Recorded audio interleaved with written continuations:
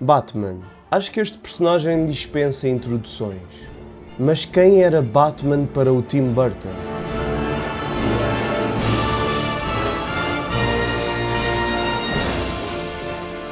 A resposta é alguém com uma personalidade dupla que vive numa cidade tão insana como ele próprio. Neste filme, o personagem de Bruce Wayne e de Batman surgem imediatamente na sua forma final. I'm Batman. Quem conhecemos antes de se tornar insano é Joker, um gangster chamado Jack Napier, que perde toda a sua noção de realidade após ter caído num balde de químicos. Tim Burton viu a história como o combate entre dois freaks e a interpretação dele de Gotham City é de uma cidade escura e deprimente. Visualmente foi inspirada no cinema expressionista alemão dos anos 20, em filmes como Metrópolis, de Fritz Lang, e O Gabinete do Dr. Caligari, de Robert Wiene. Interpretações mais recentes têm oscilado para um lado mais moderno e realista, mas esta interpretação de Tim Burton sempre me fascinou. Um mundo de super-heróis no qual a cidade está sempre a esconder alguma coisa, com um toque de retrofuturismo. A tecnologia do Batman contrasta com pessoas que parecem saídas de um filme dos anos 40 e televisões a preto e branco. O filme foi um misto de algumas das histórias de Batman que eram populares na altura, como The Killing Joke. Aqui, o Joker tenta provar que qualquer pessoa se pode transformar num monstro como ele mesmo. Apenas basta um mau dia. Esta história do presente era cruzada com o passado dele. I have to go up on stage and nobody laughs. And you think I don't care? Da sua vida como um humorista falhado que foi convencido a participar num assalto que lhe destruiu a vida.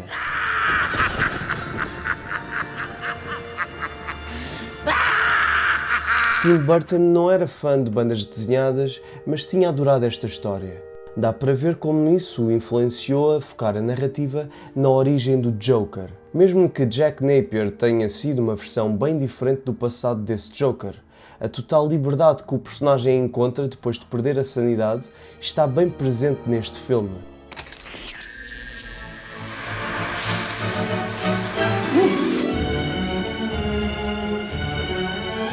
Toda a estética de Tim Burton pareceu-me o casamento perfeito com o universo de Batman.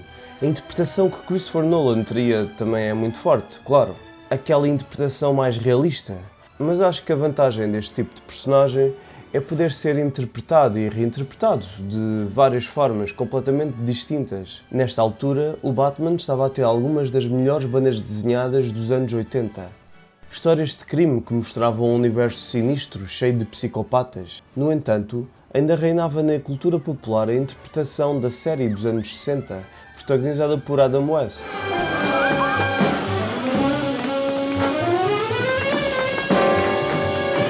A maior parte dos fãs que lia cómics dessa altura não adorava isso. O filme que acabou por se tornar no Batman de Tim Burton teve um desenvolvimento bem extenso. Mas desde antes de Tim Burton, que o objetivo tem sido de trazer uma versão mais séria do personagem. Como as histórias dele só se foram tornando cada vez mais sérias até à chegada de Burton, as diferentes versões do guião foram bebendo de diversas fontes. O nome de Tim Burton, por acaso, foi visto por fãs como uma ameaça. As duas longas-metragens anteriores dele tinham sido comédias.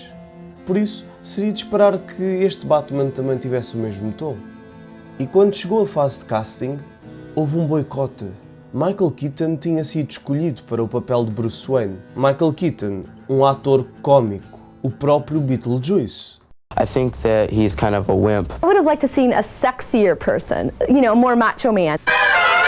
Chegou ao ponto da Warner Brothers receber cerca de 50 mil cartas de fãs em protesto. Quando o filme finalmente saiu, a reação de Keaton foi então de aceitação. Até são capazes de o ver frequentemente no topo das listas de melhores versões de Bruce Wayne. Quanto a Joker, ele foi interpretado por Jack Nicholson, de Voando sobre um Ninho de Cucos. Uma escolha que não preocupou basicamente ninguém. Via-se a milhas que lhe assentaria que nem uma luva.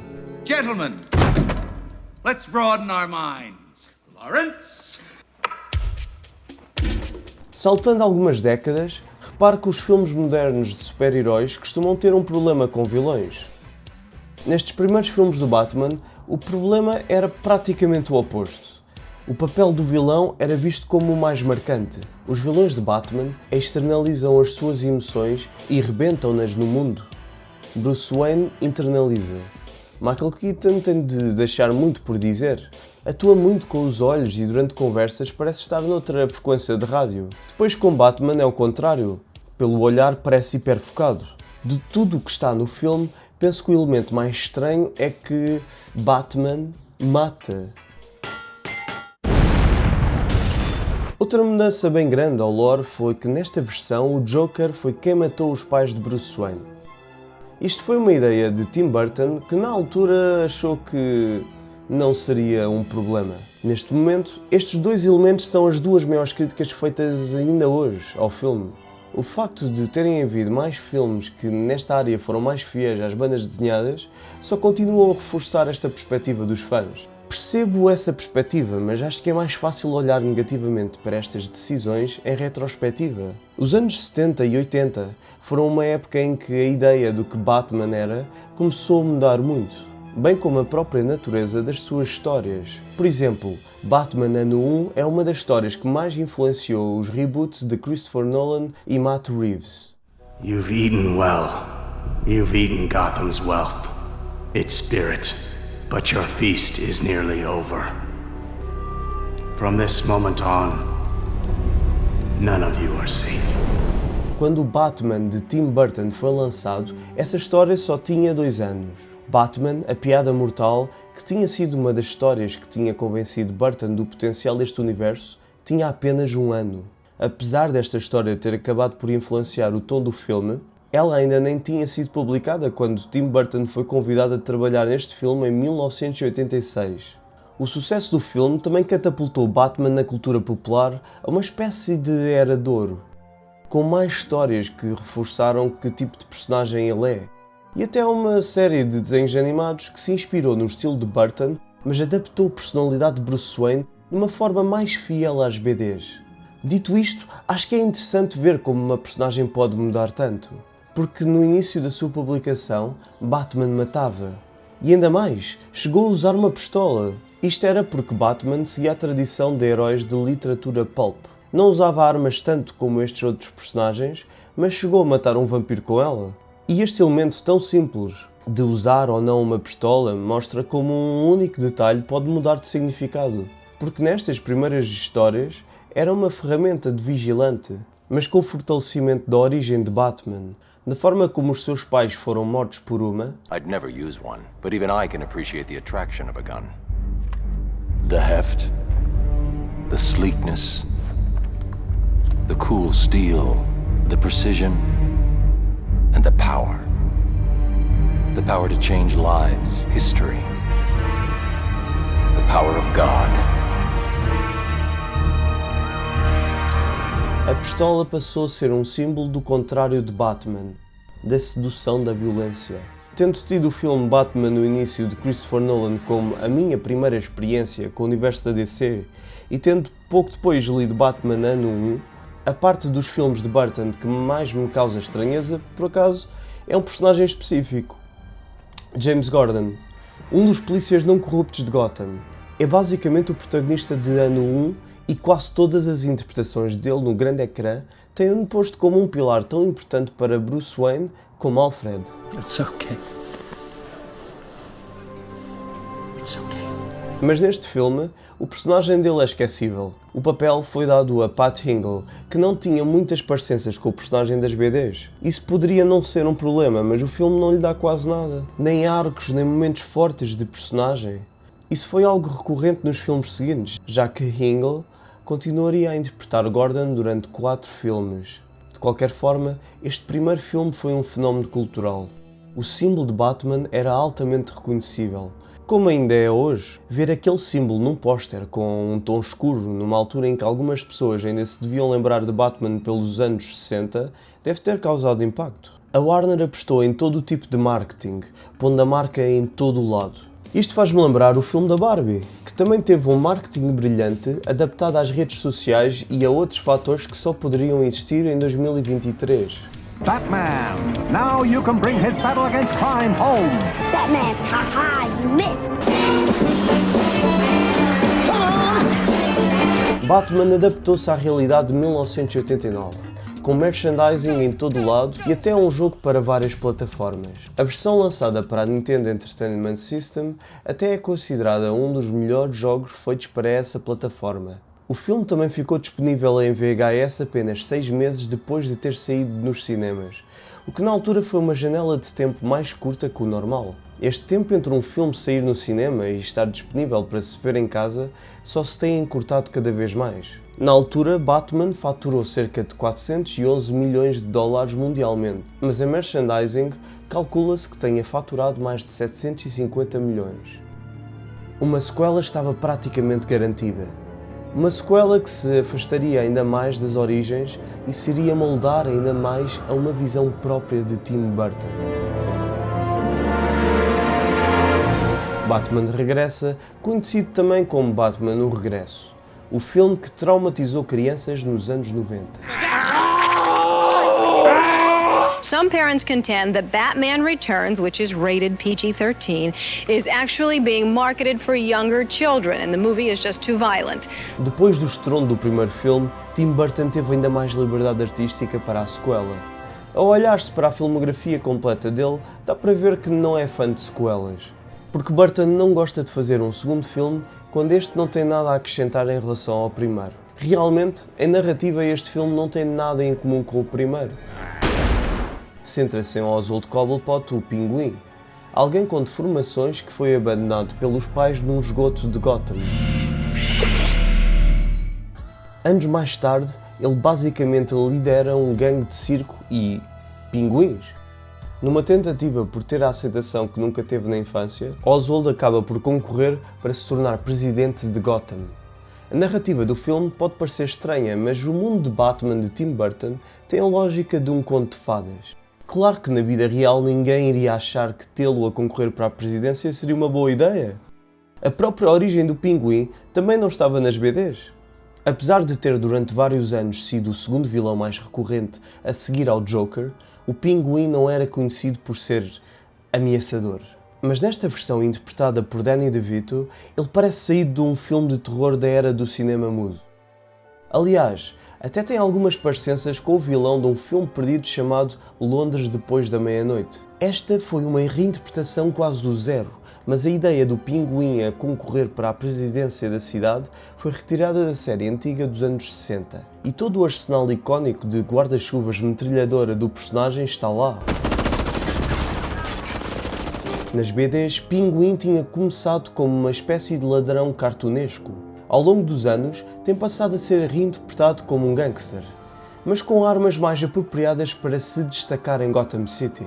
Essa é a interpretação mais comum do personagem, e apesar do Pinguim de DeVito ser diferente, também lidera um gangue de criminosos. Neste caso, um circo de criminosos. A reação na altura foi divisiva. O filme foi PG-13, ou seja, não era para crianças. Mas como isto era o Batman e uma grande parte dos lucros vinham de merchandising, é normal que tantas crianças tenham ido ver o filme. O estúdio sabia que ia ser muito visto por crianças, por isso até se torna engraçado ver o plano final do Pinguim ser algo tão traumático para uma criança. These are the names of the firstborn sons of Gotham City. We will snatch them, carry them into the sewer, and toss them into a deep, dark, watery grave. It was a total attack against kids, the whole movie. Everything that kids love was being used against them. Like what? Clowns. Even the Penguin had a ducky boat. Sinceramente, não me lembro qual é que foi a minha própria reação, já que eu devia ter uns 10 anos quando vi o filme. E era uma criança que gostava que estes filmes tivessem alguns dentes e não se importassem de assustar. De certa forma, os filmes de Harry Potter vacinaram-me. Batman regressa ter sido tão violento, mas ao mesmo tempo também publicitado para crianças, faz mais sentido ainda quando olhamos melhor para a altura em que saiu. Nos anos 80 e 90, vários filmes de ação incrivelmente violentos acabavam por ser publicitados para crianças. Nothing can stop RoboCop. You put Robo One together. RoboCop vehicles and figures with RoboCaps, each sold separately. Indiana Jones e o Templo Perdido, por exemplo, teve cenas tão violentas que nos Estados Unidos da América tiveram de criar a categoria PG-13, já que PG, que era para maiores 10, afinal não era o suficiente. Ainda pior, Robocop e Rambo foram filmes com R-rating, ou seja, para maiores 16, e ambos receberam desenhos animados feitos para públicos bem juvenis. Liberty's champion is unstoppable. Os elementos mais bizarros em Batman sempre me fizeram muito lembrar contos de fada antigos. O primeiro filme era sobre o grande cavaleiro que salva uma donzela numa torre. O segundo filme era sobre derrotar uma criatura que rapta crianças, algo bem comum em diversos contos. Nesse sentido, este filme do Batman parece muito mais pessoal para Tim Burton. Entra naquele universo do conto de fadas gótico, no qual a tragédia domina a felicidade. Bruce, Selina, Oswald. 3 pessoas que se sentem incompletas numa altura em que o Natal está à porta. Apesar do pinguim fazer coisas monstruosas, o que o guia é uma necessidade de aceitação. I am a man. I have a name. É uma criança adulta e, por isso, facilmente manipulada por Max Schreck, alguém que representa o pior que pode haver num adulto, manipulador e mentiroso. Quando esta necessidade de aceitação é recusada, ele volta a recusar a identidade nova que tinha criado. I am not a human being. I am an animal, cold-blooded. Selina Kyle é uma secretária que ninguém respeita, que não tem vida social, é subestimada e cujo patrão não se importa de empurrar de uma janela abaixo. Mas ela sobrevive, em cenas como esta que funcionam apenas dentro do realismo mágico e surreal do mundo de Tim Burton. Mas mesmo perante esta estranheza, o colapso psicológico de Selina é potente. Não é apenas por causa de todas as mensagens telefónicas que recebia de publicidade sobre como ela deveria ser. We're just calling to make sure you've tried Gotham Lady perfume. One whiff of this at the office and your boss will be asking you to stay after work. Nem mesmo da falta de valorização que a vida teve por ela. É por causa disso tudo. Ela cria uma nova identidade na qual se pode sentir mais à vontade e ter mais controle, para passar a ser quem tem a narrativa da sua própria vida. Mas a longo prazo, nem isso acaba por ser o suficiente. Selina passa todo o filme à procura de se sentir completa, a tentar perceber quem ela mesma é. Tal como o seu fato, a sua nova persona está cozida às peças, prestes a voltar a desabar. I'm sure you have a lot of problems with your boss, but I mean, who the hell do you think you are? I don't know anymore, Bruce.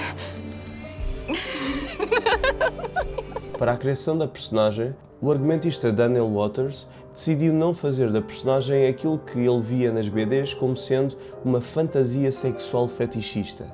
Daí tê-la como secretária de classe média explorada. O filme procura explorar uma visão mais feminista do que era o mundo contemporâneo dos anos 90. Ao longo dos anos, esta versão de Catwoman tem sido uma das interpretações mais populares da personagem. Há elementos dela que também só tenho vindo a compreender melhor com o passar dos anos. Batman de Regressa normalmente é criticado pela história. Quer dizer, quem é que iria eleger um homem-pinguim com aspecto sinistro para presidente da Câmara? Mas o interesse do filme não é o de contar uma história realista. É um filme focado em personagens e, sendo assim, a narrativa vai-se moldando às emoções delas. O primeiro filme foi descrito como sendo 50% do que o estúdio queria e 50% de Tim Burton. A sequela pôde ser mais Tim Burton. Ele pôde reinventar personagens icónicos num universo tão seu. O controle criativo estendeu-se às músicas. Danny Elfman ponderou em não regressar por causa de, no filme anterior, o terem obrigado a incluir músicas do Prince. Mas para o novo filme não teve a mesma obrigação. As suas novas músicas são menos estrondosas, mas mais atmosféricas e trágicas. Carregam as cenas com um balanço entre triunfo e mágoa.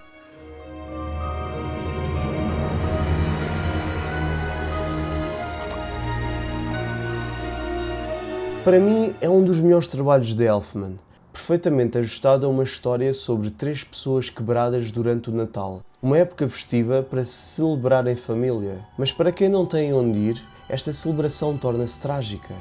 Well, come what may. Merry Christmas, Mr. Wayne. Merry Christmas, Albert. goodwill toward men. And women. Depois do choque inicial de Batman Regressa, a Warner Bros. Escolheu não chamar Tim Burton para o terceiro filme. Estes dois filmes são um pilar que ajudou a sustentar o que Batman era na cultura popular durante os anos 90. A série de animação que seguiu pegou na iconografia de Tim Burton e moldou os personagens e histórias para se tornarem mais fiéis às bandas desenhadas. Your mom and dad? Does the hurt ever go away? I wish I could say yes. But it will get better in time. For you. That I promise. Para muitos, incluindo para mim, essa, por acaso, é a melhor representação do universo do Batman. Os filmes, entretanto, continuaram numa sequela direta chamada Batman para Sempre, realizado por Joel Schumacher, que foi numa direção mais colorida e hollywoodiana. E para quem não gostou dessa direção, houve ainda uma continuação em banda desenhada chamada Batman 89. Esta história é escrita pelo argumentista do primeiro filme. Tim Burton podia não ser um grande fã de bandas desenhadas, mas o cruzamento dele com Batman catapultou a sua carreira em Hollywood, de uma forma que lhe possibilitou ter a liberdade de criar os seus projetos de paixão. Por sua vez, também Batman foi para sempre mudado pelo toque de Burton, que abandonou de vez a imagem colorida e cómica que tinha sido criada nos anos 60. E tal como James Bond foi imortalizado como um deus do cinema que viria a ser reinterpretado repetidamente, agora Batman não seria apenas um ícone das BDs, mas também um ícone de cinema.